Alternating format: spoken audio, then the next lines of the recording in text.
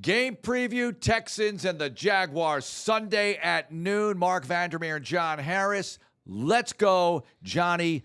This is a rematch. Week 3, Texans lost to the Jaguars. It was turnover city in the fourth quarter, and the Jags end of the field. Plus, the Texans got a touchdown in that quarter. Somehow lost the game because of the turnovers, really. Defense played well enough to win. This is a little bit of a different situation now. You have Davis Mills going for the Houston Texans. You have the Jags at 5-3, feeling pretty good about themselves after their overtime win against the Raiders. Absolutely. Both teams dealing with a lot of injuries.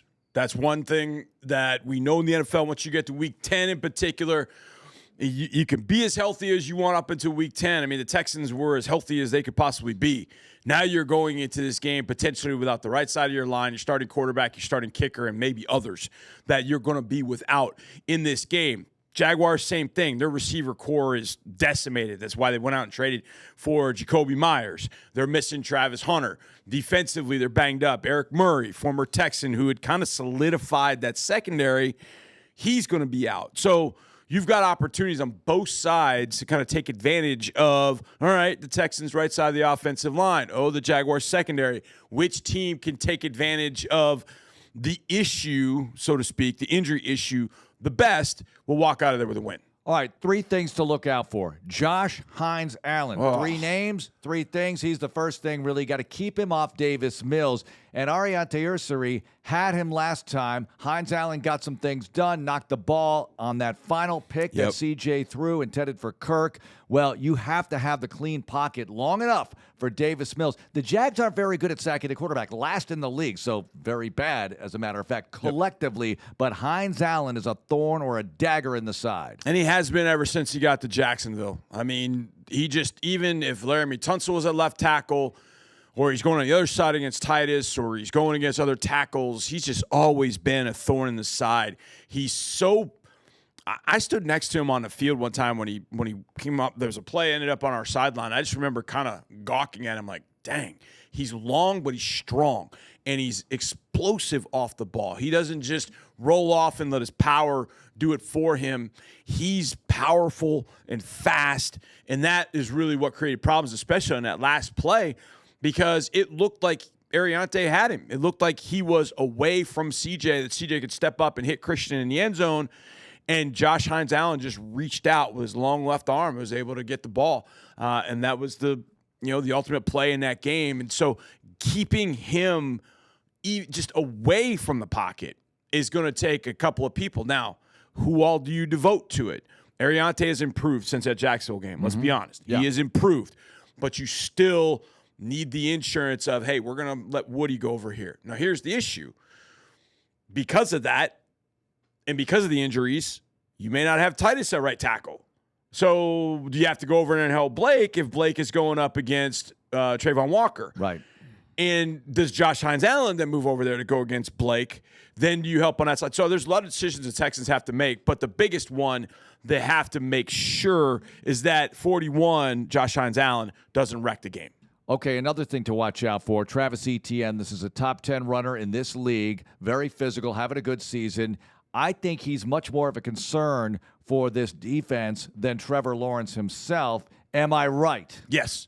And I wrote about this in Know Your Foe this week, that when Travis Etienne has a great ball game, define great however you want, but when he's getting 20 to 25 touches, combined receptions and carries, Jacksonville's offense is tough to stop. Last week against the Raiders, he got a ton of carries. Now, he didn't get a ton of yards. He ran, I think, 22 times for like 85-ish yards. But that was enough. That was enough to keep the Raiders off balance. And then Trevor threw it pretty well throughout the second half. Etienne is the driver. He's the engine. You must tackle him. And he's been there since, we faced him since 22. He was injured 21, but we faced him since 22. And he has been difficult to tackle every time we have played him. The tackling has got to be at a premium.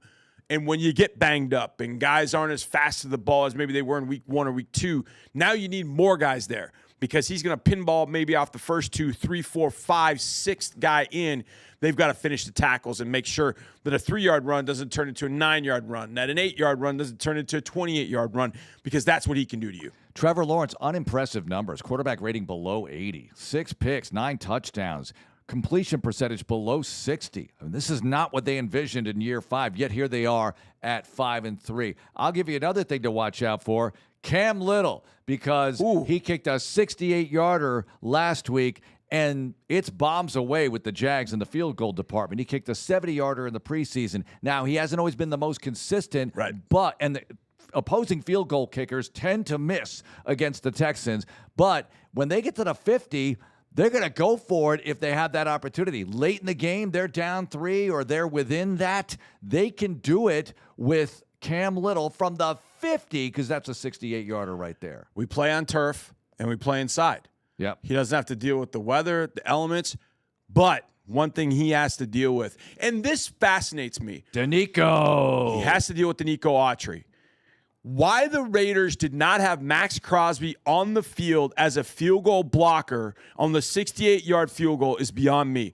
He was over on the sideline. They have it on NFL Films. He's like, oh, man, he said some words that I can't say on the radio. He should have been on the field. Yep. DeMeco Autry will be on the field. The Texans do a great job of scheming DeMeco up to potentially block field goals. So that's one thing he does have to worry about. And against us in Jacksonville, he missed a big one in the second half. So that's when you know, though, okay, all I got to do is get to the 50. Yeah. I mean, think about a late game situation, and maybe we're up 2, and Trevor's sitting there going with 16 seconds left. They get a touchback. They take the ball to 35. They throw a dig route to midfield, spike it. Hey, we'll try a 67-yarder off turf indoors. They'll absolutely do it. So you got to make sure that you Cam Little proof this game, that he doesn't have a shot to do something like that at the end of it. All right, sleepers of the game, presented by Mattress Firm, the official sleep partner of the Houston Texans. Who do you have this week? I'm going with Jake Andrews. Okay. At center. Ooh. Now, it's a little different for Jake this week because the Jaguars are a little bit more, they kind of morph a little bit, but they play a little bit more even front stuff, so they'll kind of move around a little bit. But it's a little different from what Denver does. That's really not even the biggest point. Biggest point is he may have 2 different guards next to him. He may have Lakin and Juice. He might have other guys, but he's got to get used to having, if Lakin and Juice are in the game, he's not had a game this year where both of them have been next to him. So he's going to have to work through some of that stuff. And when Jake plays well and they can get a body to a linebacker, they run the ball well.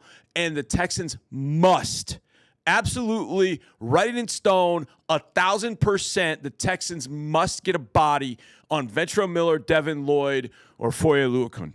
They have to get a hat on a linebacker. The Jaguars are 3rd in the league in rush defense because those guys running the ball a lot of times unabated. You got to get a guy there. Jake Andrews is a guy who controls some of that in the middle. Better figure it out. We haven't talked about Davis Mills much. He's not my sleeper, but Davis needs a big game. He's 4-5-1 in his career against the AFC South. He's done it before he could do it, but here's my real sleeper. Matthew Wright, place kicker, because with Fairbairn hurt, Wright pressed into duty. This team tends to kick some field goals, Johnny. I don't know if you've been aware of this. Yeah, so I'm aware. And I know you have. I've been around. So you're going to have to convert those. Yep. This is an important job. This is sometimes taken for granted with the really good kickers in this league. You're importing a kicker to replace your injured kicker. He's got to do the job. And if he does, you might walk out of there with a win on Sunday. Absolutely. He's former Jaguar. The year that he kicked for the Jaguars, I think it was 2021. He was 21 of 24. Right. I mean, that's outstanding. For his career, I think he's 86, 87%. It's a revenge game for Matthew Wright. Yes, revenge game. Well, he'd have a lot of those because he played for a lot of teams. Look, he's got to just come in, make the field goals you should make, and the kickoffs.